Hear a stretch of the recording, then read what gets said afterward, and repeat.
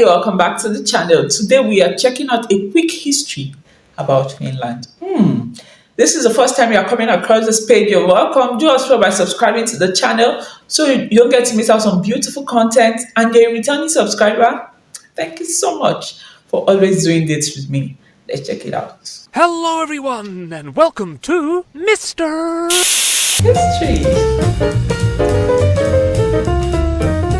Okay. This is Europe, and here is Finland. Now, let's finish what we've started, shall we? Finland is sometimes poetically called the land of 1,000 lakes. Lakes. It actually has over 100,000 lakes, and is also the most forested nation in Europe. People first settled in this wooden and watery world with the expiration of the Ice Age. Hunters and foragers who lived in shelters like this. With the shadowy ages of stone came the standard structures of mystery, whose purposes remain unknown. Now, while most of the languages of Europe are related, the Finnish tongue is one of the few unrelated ones, commonly believed to have originated around the Urals in what's now Russia, and spread westward in ancient times. So the people went from a Bronze Age into a long Iron Age, and may have been described by the Roman historian Tacitus, who mentions a northeastern tribe called the Feni, and then proceeds to give a most unflattering description of them, basically stressing how barbarous they were compared to Romans. Anyway, Finland split into separate tribes, the so-called Finns proper, the Karelians, and the Tavestians, and yes, they did wage incessant war on each other. Now, what would have happened if Finns had been left to battle and develop among themselves, we will never know, because the Swedes began poking about Finnish regions even before the Viking Age kicked off around the 8th century. Finland was an important link in the fur trade and commerce between Sweden and Russia, and, surprise, surprise, by the 1100s, Finland was being battled over by both Russia and Sweden. The Swedes, with the blessing of the Pope, launched a number of crusades and expeditions into Finland, all through the 1200s up to 1323, and became the masters of Finland. Swedes began moving in and molding the region in their image, which included Catholicism and castles. So the centuries passed and the Finns mostly remained a poor peasant people ruled over by Swedish nobles. But the churches remained Finnish, and in the 1500s a Finnish clergyman called Mikael Agricola not only spearheaded the Finnish adoption of Lutheran Christianity, but also became the father of the Finnish written language, translating the New Testament into Finnish in 1548. But Finland was still part of the Swedish Empire, and was therefore compelled to fight in Sweden's wars, and truly dismal times arrived in the 1690s, when the weather decided to be extremely cold, and the relentless frost meant less crops, which meant less food, which meant 1/3 of the Finnish people starved to death. Sweden, meanwhile, lost its status as a great power after its king, Charles XII, failed to defeat Russia. In 1809, Finland was officially taken over by Russia, and was made an autonomous Grand Duchy. Tsar Alexander I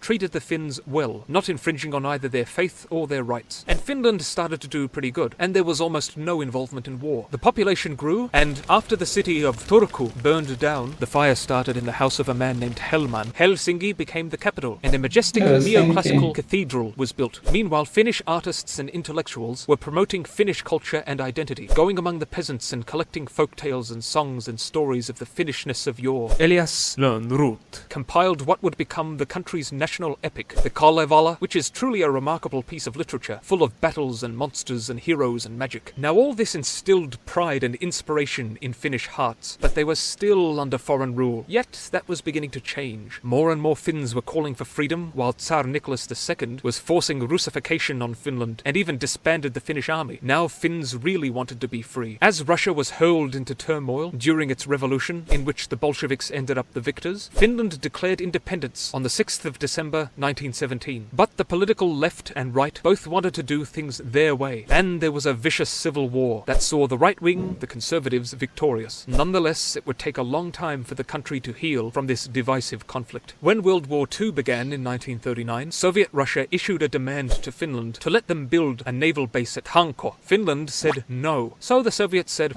okay.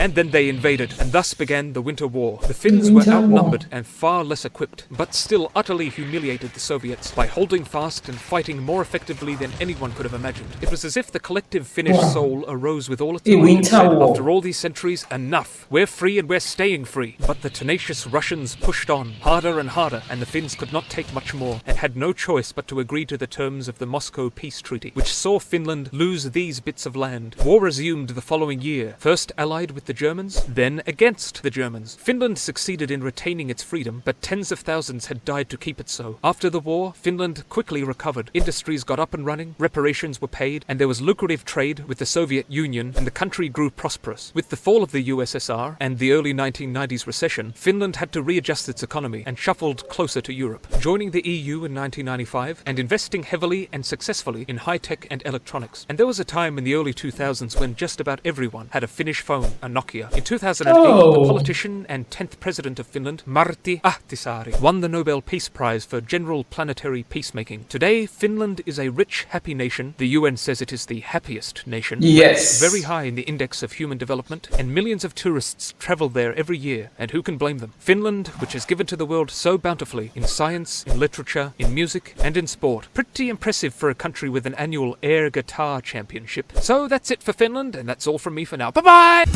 Wow. This is beautiful. And I never knew Nokia is a Finnish brand. I never knew that until now. This is an amazing eyesight. Yes.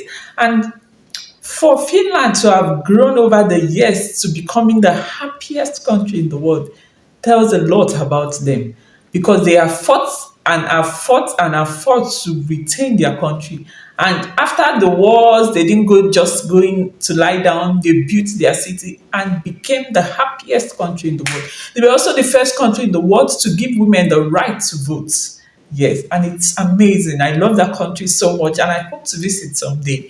Thank you so much for doing this one with me. Please like, comment, share. See you right in my next video. Bye.